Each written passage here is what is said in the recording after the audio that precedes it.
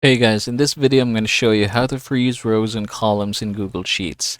Now I have this sample data right here and I'm just going to go ahead and present or pretend that this is the one we're working with. Yeah, let's go ahead and try to freeze column 1 and 2.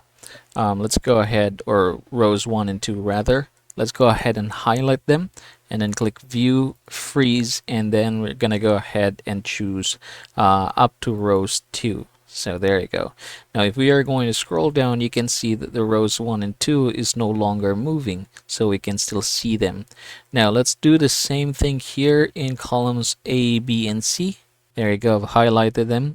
View, freeze, and up to column C. Now, if you're gonna move this one, you can see that the names are still there. Now, what if, say, for example, you want to make some quick changes? So this one, I'm just going to go ahead and grab this. Just go ahead and try putting it. There you go. Now, you just have to be careful, otherwise you would instead, what's gonna happen is you're just going to, how can I say, slim this one or change the size.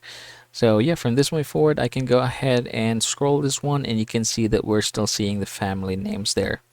And yep, that is how you're going to freeze rows and columns in Google Sheets.